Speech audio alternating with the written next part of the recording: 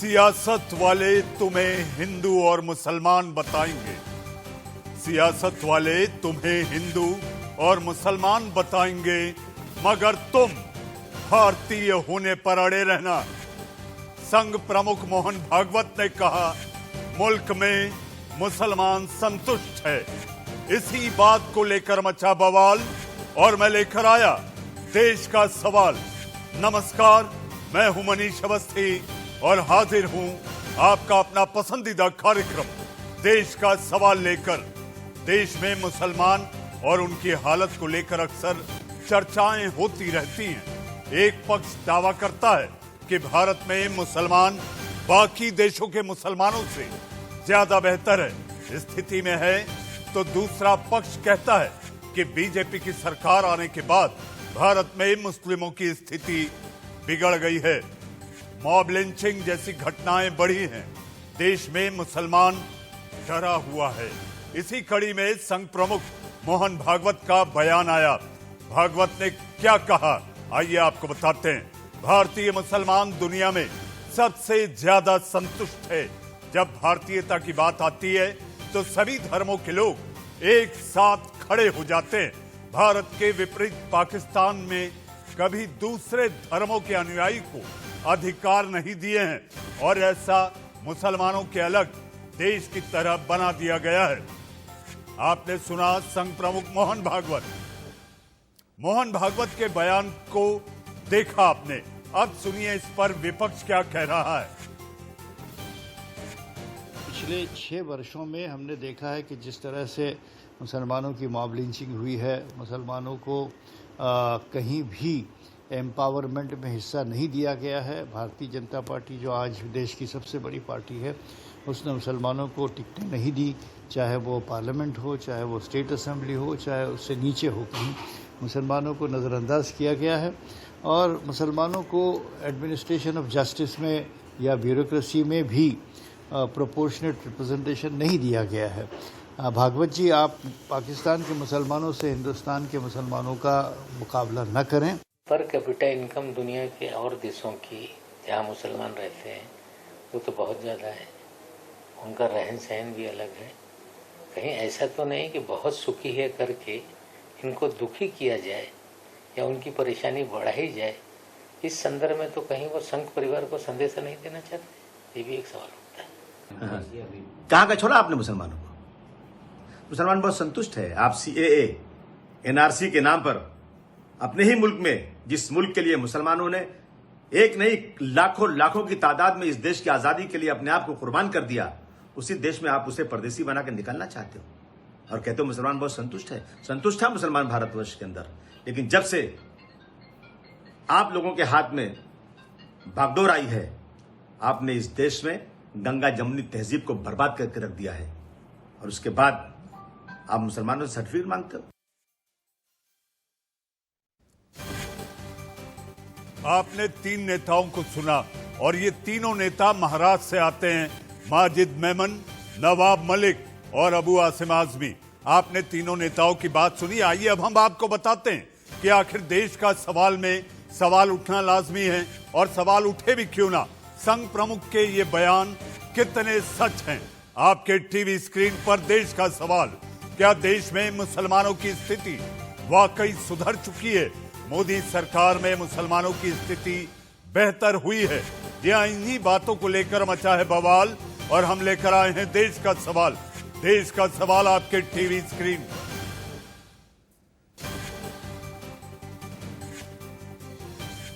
जी हां, आपने 3 सवाल देखे और 3 सवालों के साथ साथ महाराष्ट्र के 3 नेताओं के बयान भी सुने।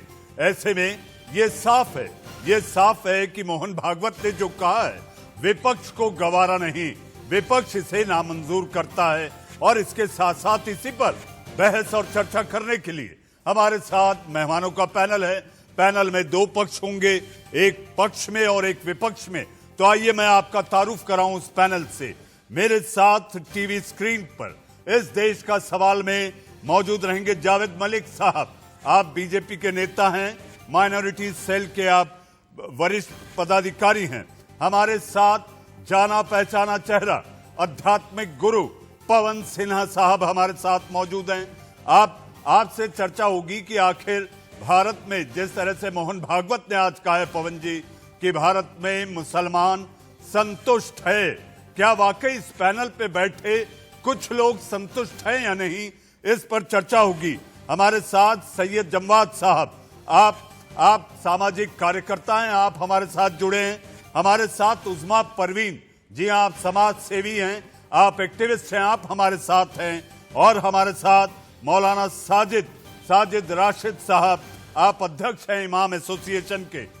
सबसे पहला सवाल मेरा जावेद मलिक साहब आपसे, सत्ता में बैठे लोगों को गंगा जमनी तहजीब नहीं आती, ऐसा अबू आसिम आजमी ने कहा है। अबू आसिम आजमी को तो खुद ही तहजीब नहीं आती। भारतीय संस्कृति है वो गंगा जमुना तहजीब की बनी रही है।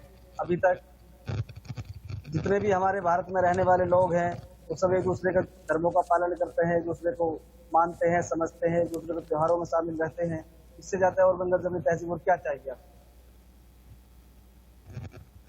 नहीं, लेकिन आप ये मानते हैं कि भारत में जो मुसलमान है वो दुनिया के बनिस्बत, दुनिया के मुकाबले सबसे वाहिद अगर कहीं है किसी मुसलमान के लिए अगर वो जगह अमी अस्तु वो भारत है।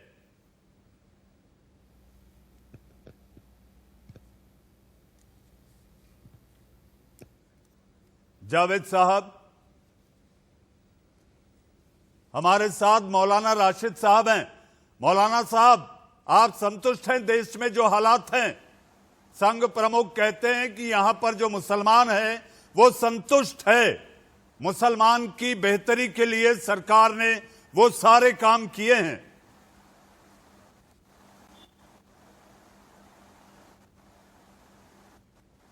मौलाना राशिद साहब। मनीष जी, संघ प्रमुख ये वही संघ प्रमुख हैं जिन्होंने कई बार ये कह दिया है कि हिंदुस्तान में रहने वाला हर आदमी हिंदू है। ये वही संघ परिवार है जो हिंदुस्तान को हिंदू राष्ट्र बनाना चाहता है। ये वही संघ परिवार है जिसने 50 साल हिंदुस्तान के झंडे को नहीं माना। जिस देश में गाय के नाम पर मुसलमान को मार दिया जाता हो, जिस देश में 3 तलाक के नाम पर मुसलमानों को जलील किया जाता हो, जिस देश में फर्जी लव जिहाद के नाम पर मुसलमानों को जलील किया जाता हो, जिस मुसलमान के लिए यह बोला जाता हो कि तुम्हारे 2 स्थान कब्रस्तान या पाकिस्तान, जिस मुसलमान के लिए कहा जाता हो रामजादे और हरामजादे, जिस मुसलमान की 500 साल पुरानी बाबरी मस्जिद को दिन दहाड़े तोड़ दिया जाता हो और जिस मुसलमान की मस्जिद की जगह को राम मंदिर को दे दिया जाता हो और वहां मंदिर बनना शुरू हो जाता हो, तो वो मुसलमान कितना खुशहाल है इसका फैसला आप खुद कर सकते हैं। इसमें हमें कहने की जरूरत नहीं है। आपको लगता है मौलाना साहब कि पाकिस्तान में जो मुसलमान है वो खुश है?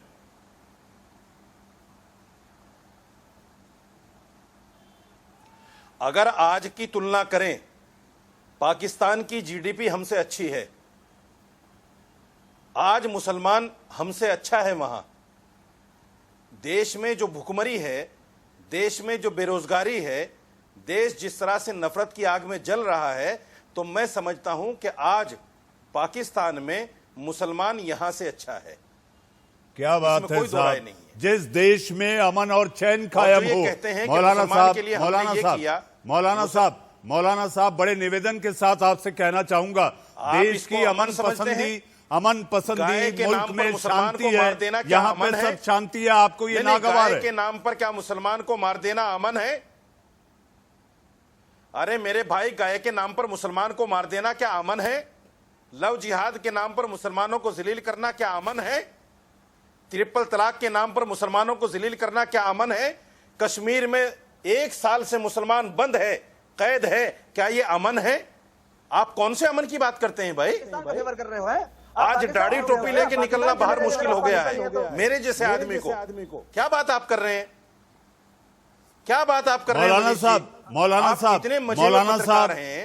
साहब हमारे साथ पवन सिन्हा जी हैं, आध्यात्मिक गुरु हैं, और आध्यात्मिक गुरु के साथ साथ गंगा जमनी तहजीब को बेहतर तरीके से जिसको लेकर बात हो रही है, और अगर संघ प्रमुख ने कहा है कि यहां पर मुसलमान संतुष्ट है, तो कितना बेहतर है कितना बेहतर है, कितना संतुष्ट है। गंगा जमनी तहजीब इस मुल्क में अभी भी कायम है। इस बात को लेकर पवन सिन्हा जी, यहां पर विपक्ष ये आरोप लगा रहा है कि जो कहा गया है वो केवल मिथ्या है।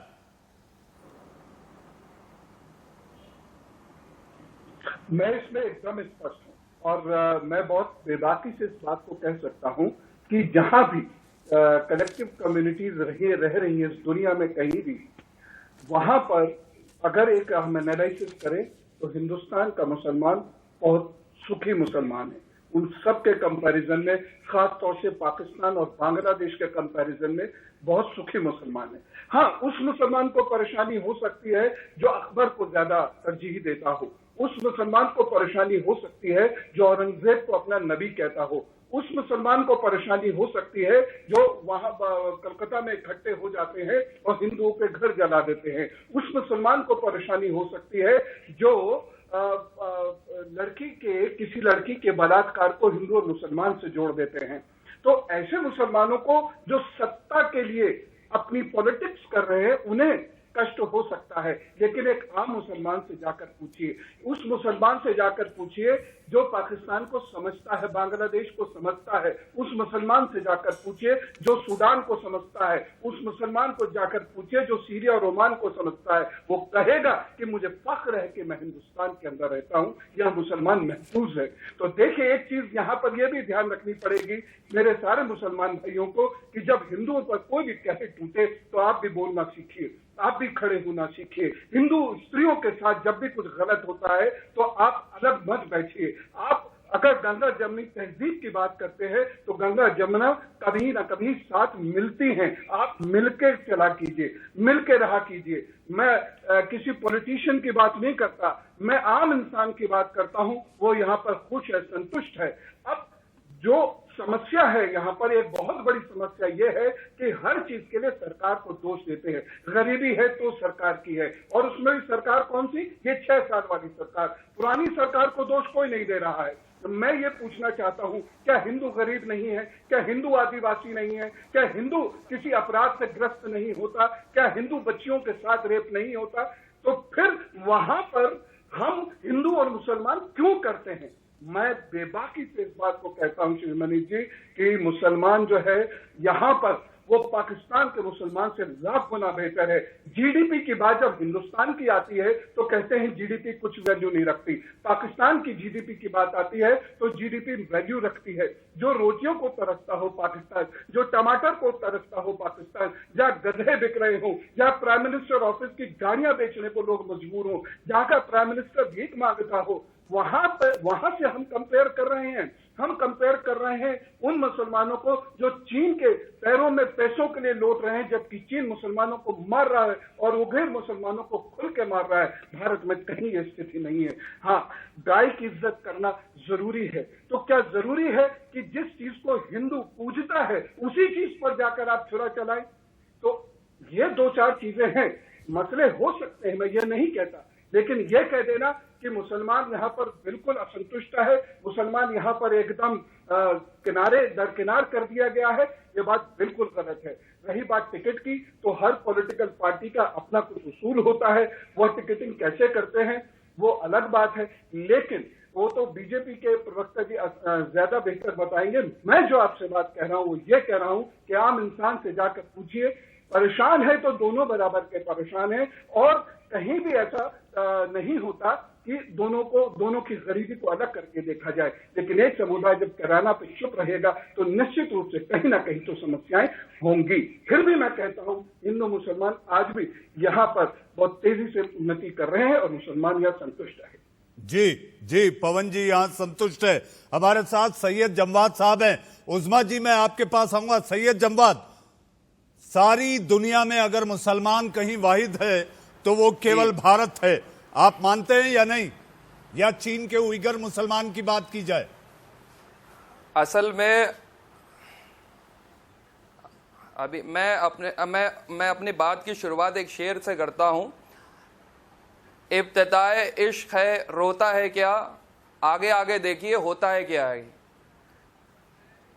मोहन भागवत कोई हिंदुओं के ठेकेदार नहीं, किसी के ठेके देश के कोई हिंदू किसी और इनका इतिहास अगर आप उठा करके पढ़ेंगे आरएसएस का, तो आरएसएस का इतिहास इतना गंदा निकलेगा, जिसने हिंदुस्तान के अंदर 52 साल तक नागपुर के कार्यालय में झंडा ना फहराया हो, जिसने संविधान की प्रतिलिपियां जलाई हो, जिसने जो है गांधी जी की हत्या करने के बाद जश्न मनाया हो, जिसने सरदार पटेल को दिन रात गालियां दी हो, कोसा हो पानी पी पी करके, आज वही लोग धर्म के ठेकेदार बने हुए हैं। मोहन भागवत होते कौन है?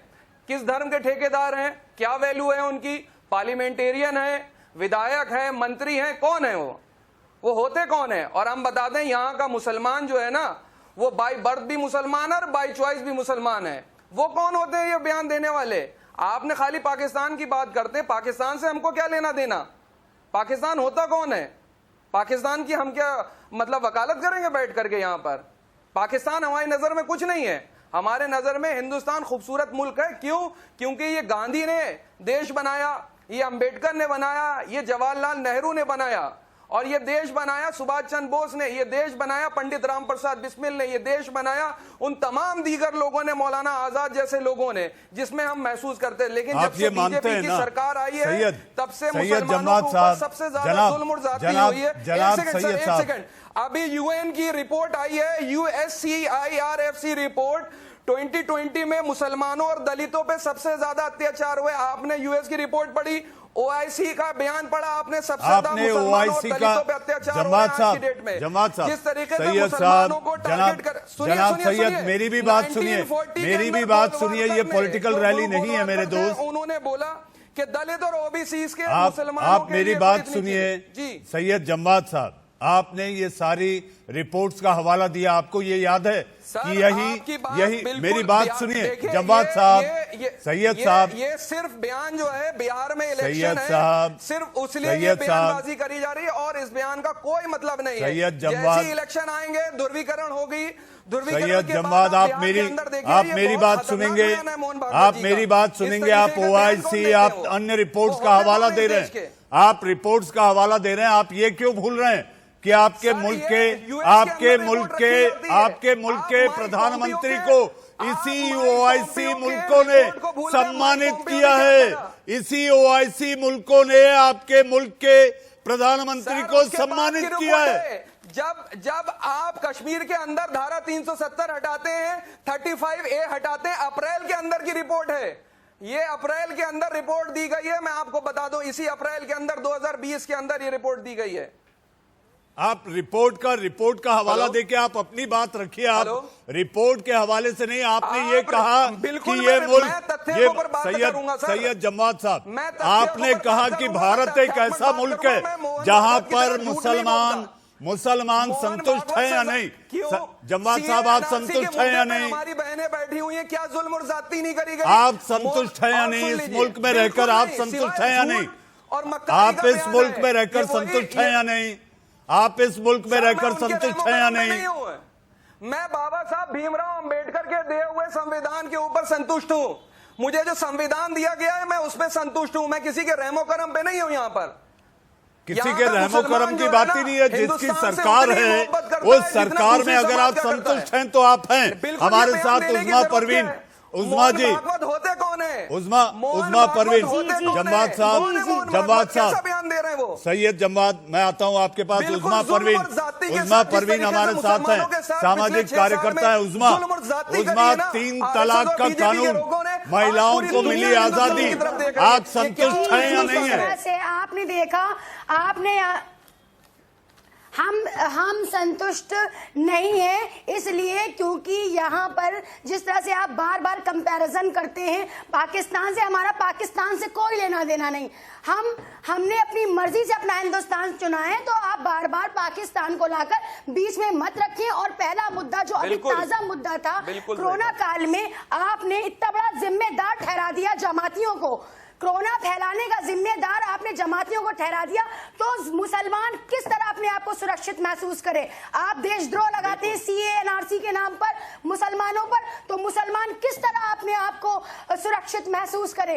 तो कितनी ज्यादा जो ज्यादतियां हो रही हैं मुसलमानों को लेकर, कहां तक के ये सही है? सबसे पहली बात ये है कि आज तक मैंने इतनी गंदी राजनीति नहीं देखी जो आज मुसलमानों के नाम से की जा रही है। मुस्लिम हिंदुओं को जिस तरह से बांटा जा रहा है, लड़वाया जा रहा है, और जो ये मोहन भागवत जी ये बात कहते हैं सुरक्षित है, तो आप ये बताएं, जब हम सीएनआरसी में लड़ रहे थे और हमें देशद्रोही साबित करा जा रहा था, हमें ये कहा जा रहा था कि हम लोगों पर एनएसए लगाई जाए, तो क्या कसूर था मुसलमानों का कि वो अपनी हक की आवाज लेकर खड़े हुए थे?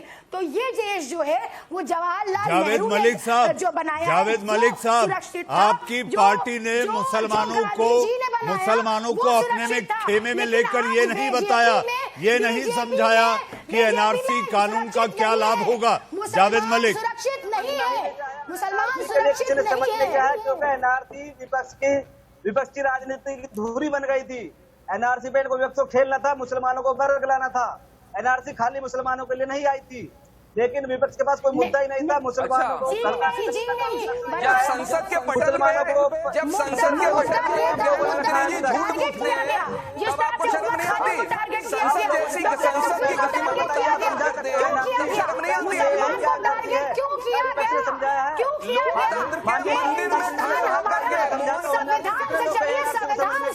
संविधान आपके घर की खेती नहीं है, संविधान आपके घर की खेती नहीं है, संविधान के अनुसार देश चल रहा है, खेती नहीं है, और आज संविधान मुसलमानों को जिस तरीके से योजनाएं दी जा रही है, कांग्रेस सरकार ने टारगेट करते हैं मुसलमानों को टारगेट करते हैं, बिल्कुल सुरक्षित नहीं है मुसलमान। बीजेपी गवर्नमेंट में बिल्कुल सुरक्षित नहीं है मुसलमान। एक मुसलमान उस्मा जी, समाज के ताने बाने के मद्देनजर मुझे ऐसा लगता है कि आज भी हमारे मुल्क में अमन है, और अमन है इसीलिए यहाँ पर सब अमन और चैन कायम है, और इसीलिए भारत जिस प्रगति पथ पर चल रहा है, मुझे ऐसा लगता है अगर ये गंगा जमनी तहजीब अगर आज भी जिंदा नहीं होती या इसको संजोए रखने को लेकर प्रयास सरकारें नहीं करती, तो मुझे नहीं लगता कि आज आप और हम इस अमन पसंदगी के साथ रह सकते। हमारे साथ एक और मेहमान यासिर जिलानी साहब, राष्ट्रीय मुस्लिम विचार मंच के आप नेता हैं, हमारे साथ यासिर जिलानी।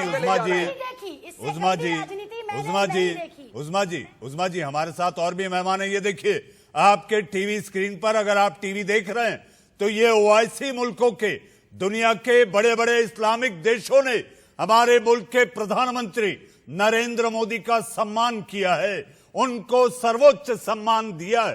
भारत का सम्मान बढ़ा है, ये कोई और नहीं बल्कि ये वो कट्टर इस्लामिक मुल्क हैं जिन्होंने भारत को नवाजा है, और ये तभी नवाजा गया जबकि यहां मुसलमान महफूज और महफूज होने के साथ साथ संतुष्ट है। आपके टीवी स्क्रीन पर आप अपडेटेड रिपोर्ट्स की बात नहीं कर रहे हैं, ये आप तब की बात कर रहे हैं जिस जमाने के अंदर 1.5 साल पहले के अंदर। आज की नई बात करिए 2020 की। यासिर जिलानी, मार्च से लेकर के यासिर जिलानी, यासिर जी आपको मेरी आवाज आ रही है?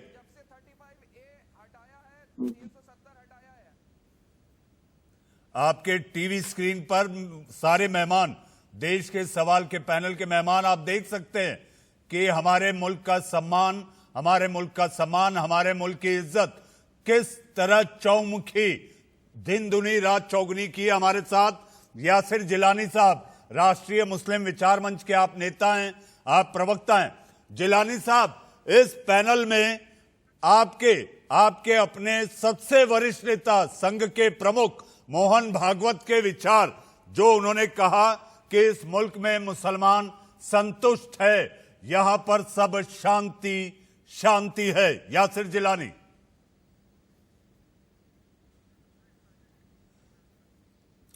पवन सिन्हा जी, पवन जी अगर आपको मेरी आवाज आ रही है तो इस समय यहां पर जो पैनलिस्ट को आपने सुना उसके मुताबिक ये पैनल पे मौजूद सैयद जम्माद साहब, उज़्मा परवीन, मौलाना राशिद साहब, संतुष्ट नहीं है, तो क्या मुसलमान देश में संतुष्ट है, ये कैसे माना जाए? देखिए, ये तो हम जब सड़क पर निकलते हैं, लोगों से बात करते हैं, मैं भी बहुत बात करता हूँ, मेरा तो जन्म ही ऐसे इलाके में हुआ जहां पर मेरे ज्यादातर दोस्त मुसलमान हैं और पिछले 27-28 सालों से, बल्कि 30 सालों से हम लोग साथ हैं। तो तमाम किस्म के लोग मिलते जुलते हैं, बातचीत होती है, उससे पता लगता है। जो लोग पॉलिटिकल हैं, मैं उनकी ओपिनियन को बहुत ज्यादा महत्व नहीं देता, क्योंकि वो अपने पॉलिटिकल कारणों से लड़ रहे हैं। और जब अकबरुद्दीन कुछ बात कहते हैं तब सब मौन हो जाते हैं, लेकिन जब आपने आरएसएस का इतिहास पढ़ा है तो सब मुखर हो जाते हैं। आरएसएस का इतिहास पढ़ा है आपने?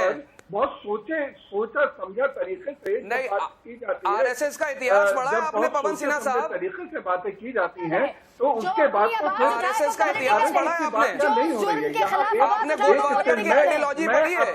आपने सावरकर की आइडियोलॉजी पढ़ी है? आपने हेडगवार की आइडियोलॉजी पढ़ी है? मैं बिल्कुल पढ़ी है, मैंने बहुत अच्छे से आइडियोलॉजी। नहीं, मैं यही पूछ रहा हूँ, आरएसएस की आइडियोलॉजी पढ़ी है आपने? मैंने सब पढ़ा। क्या पढ़ी है उसमें? मुसलमानों और दलितों के बारे में क्या बोलते हैं वो? बात कर रहा हूँ, आप क्या बोलते हैं? क्या बोलते हैं मुसलमान और दलितों के बारे में? क्या हम बराबर का अधिकार नहीं देंगे? गोलवालकर की आपने 15 मिनट को हिंदू राष्ट्र दर्शन बुक पढ़ी आपने? बंच ऑफ थॉट पढ़ा आपने? गोलवालकर की आइडियोलॉजी पढ़ी आपने? नहीं पढ़ी?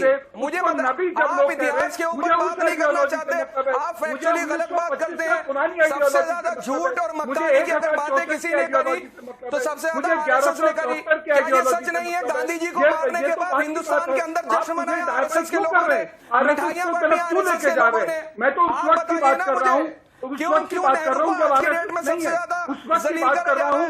क्यों आज की डेट में मचा रहे हैं, क्यों हिंदुओं को आरएसएस है ना? कर रहे हैं, आरएसएस और आज के लोग कौन होती है आरएसएस? हिंदुओं के ठेकेदार है, हिंदुओं की ठेकेदार आरएसएस है। आरएसएस हिंदुओं की ठेकेदार नहीं है, माफ करिएगा, हिंदुओं की ठेकेदार बिल्कुल। और कौन है? कौन होता है मोहन भागवत? कौन है मोहन भागवत? हम अपने जिन्होंने अंग्रेजों की दलाली खाई, 60 रुपए लिए अंग्रेजों से और कहा कि हम हिंदुस्तान के अंदर अंग्रेजों की गुलामी करेंगे। जिन्होंने गांधी का साथ नहीं दिया, जिन्होंने बोस का साथ नहीं दिया, जिन्होंने चंद्रशेखर आजाद का साथ नहीं दिया, जिन्होंने भगत सिंह का साथ नहीं दिया, वो लोग कहाँ थे? कौन लोग थे वो? बात कर लेते हैं। अरे ये और कौन है आरएसएस के बयान के ऊपर चर्चा हो रही? टॉपिक ये हिंदुस्तान में आरएसएस के लोग आग लगाने का काम करते हैं, सबसे ज्यादा दंगा भड़काने का काम आरएसएस के लोग।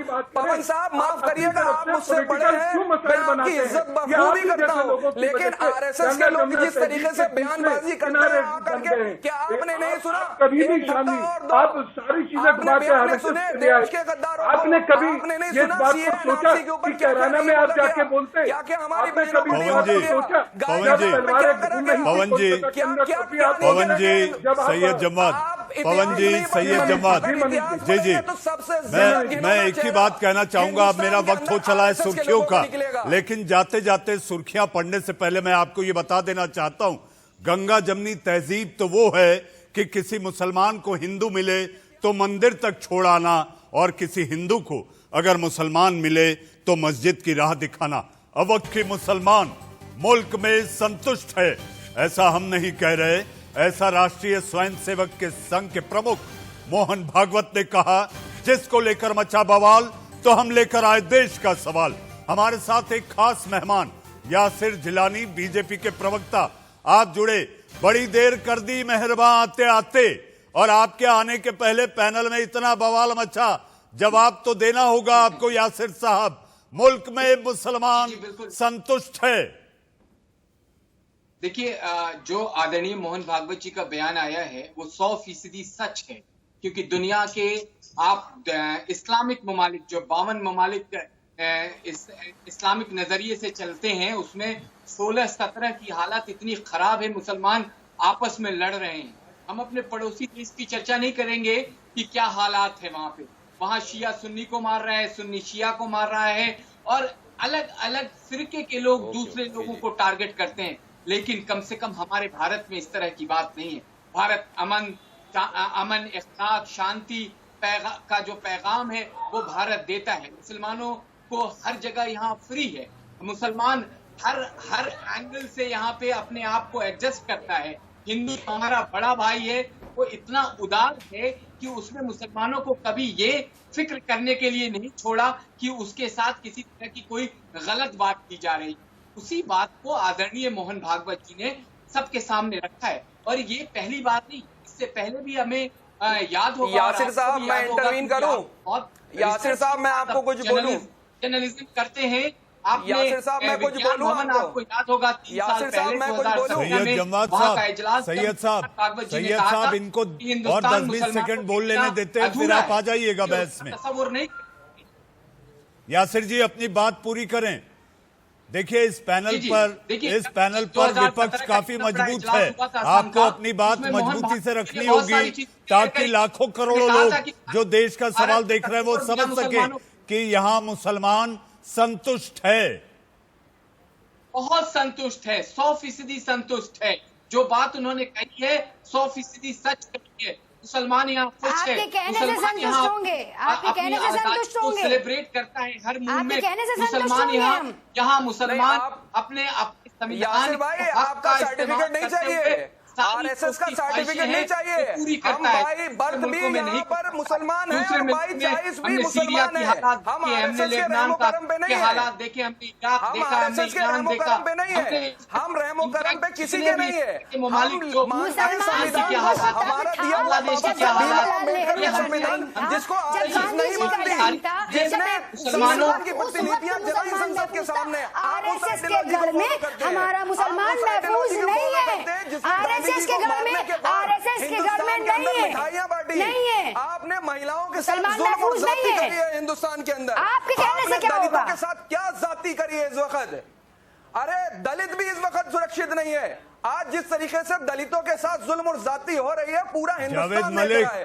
जावेद मलिक, यासिर जिलानी, आप अगर पैनल पे हैं तो आपको पैनल पे मौजूद दूसरे पैनलिस्ट को संतुष्ट करना होगा कि यहाँ पर जो चर्चा हो रही है, अगर पैनलिस्ट यहाँ पर मौलाना राशिद साहब भी हैं, आपको संतुष्ट करना होगा।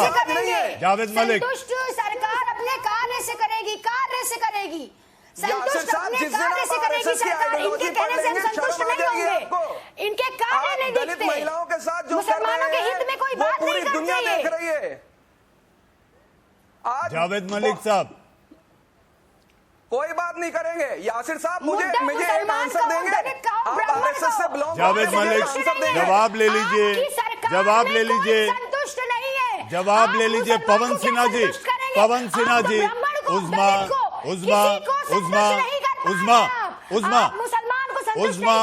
उज़मा इतना तेवर और इतना गुस्सा अगर आप समाज के उत्थान के लिए करती तो मुझे ऐसा लगता कि आज जो आप में असंतोष है, जो आपको लग रहा है कि देश में मुसलमान संतुष्ट नहीं, तो मुझे ऐसा लगता समाज की सूरत बदल जाती। पवन सिन्हा जी,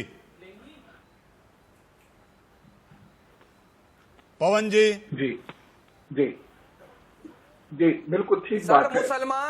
मुसलमान इसलिए संतुष्ट है क्योंकि हम इसलिए संतुष्ट हैं क्योंकि हमारे ऊपर कुछ लोग हैं। जावेद साहब जरा कमजोर मजलूमों पर रहम कीजिए, हमें भी बोलने दीजिए। जावेद साहब आप तो बहुत ताकतवर लोग हैं, है ना, हम कुछ कमजोरों को भी बोलने दीजिए। देखिए संविधान की यहाँ कोई बात ही नहीं है, संविधान सबके लिए सरपर है, संविधान सिरमौर है, जमहूरियत है यहाँ पर। और जो महत्वपूर्ण बात है वो ये है, हम तो मेजोरिटी माइनॉरिटी मानते हैं ना, मुसलमानों को हिंदुओं का डर दिखाइए। पवन साहब एक आध्यात्मिक गुरु हैं, मैं शब्द का ही विरोध इस तरीके से अगर कोई बात करेंगे सच्ची बता रहा हूँ बड़ी तकलीफ होगी हमें। तकलीफ होगी। आप संविधान की बात कर रहे हैं, आपको संविधान का पवन साहब आप अगर सच बोलेंगे तो मैं आपके साथ करेंगे, बिल्कुल संविधान की बात करूं। माइनॉरिटी संविधान को जलाने वाले लोग आरएसएस के तिरंगे को ऊपर 52 साल तक नागपुर पवन जी यासिर जिलानी भी है। पवन जी पवन के झोंके की तरह सैयद जमवाद के अपने बयान आ रहे हैं। मुझे ऐसा लगता है यासिर जिलानी भी है। जमवाद साहब, यासिर जिलानी भी पैनल पर हैं। यासिर जी, अगर आप ये पूरी बातें और संवाद सुन रहे हैं तो आपको लगता है आपको इस समय उत्तर ये देना चाहिए जो यहाँ पर पैनल पर मौजूद लोग हैं ये जानना चाहते हैं कि क्या राष्ट्र हिंदू राष्ट्र की ओर बढ़ रहा है? यासिर साहब से सवाल करूंगा क्योंकि ये सत्ता में मौजूद है। यासिर जिलानी, क्या राष्ट्र हिंदू राष्ट्र की ओर बढ़ रहा है? बता दें, जब तक मुसलमान, दलित, ओबीसी एक रहेंगे, ये अरे जवाब ले लीजिए, जवाब ले लीजिए, जवाब ले लीजिए। ये रैली नहीं, ये रैली नहीं, जवाब तो लीजिए यासिर जी का। यासिर जिलानी, देखिए पहले तो इन्हें हिंदुत्व की परिभाषा को समझना होगा। जो हिंदुत्व है एग्जैक्टली क्या है उसको समझना होगा।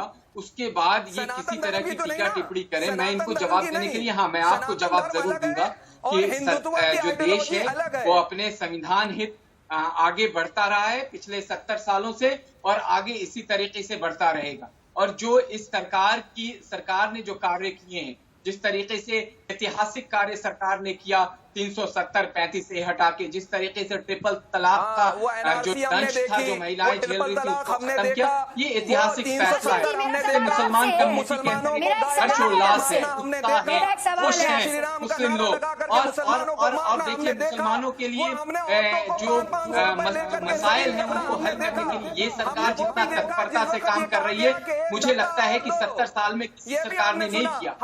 इसकी एक माइनॉरिटी मिनिस्ट्री है, उसके जो कार्यक्रम है, अगर उसको मैं सिर्फ बता दूं तो ये जवाब नहीं दे पाएंगे।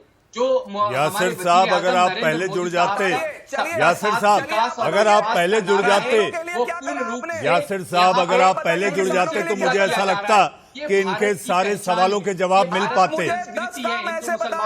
जो मौजूदा सरकार साथ मिलकर चल रही है, ये देखिए इन लोगों के सैयद जम्माद साहब, आपको ये याद है क्या, देश के और राजनीतिक दलों ने आपकी खैरख्वाही तो की, आपकी खैरख्वाही तो की, लेकिन आपकी अनदेखी भी उतनी की है। इस सियासत को भी मत भूलिए। जिस देश को कई अन्य और राजनीतिक दलों ने, मैं नाम नहीं ले रहा हूं क्योंकि उनके प्रवक्ता नहीं है, उन्होंने आपकी खैरख्वाही की लेकिन आपकी अनदेखी की है।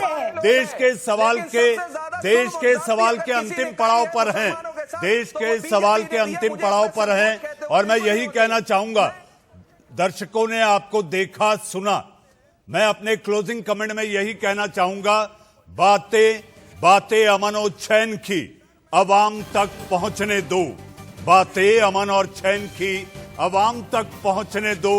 ये नफरत की सियासत हिंदू और मुसलमान तक मत पहुंचने दो। देश का सवाल में आप लोग जुड़े, आप सभी का बहुत बहुत धन्यवाद।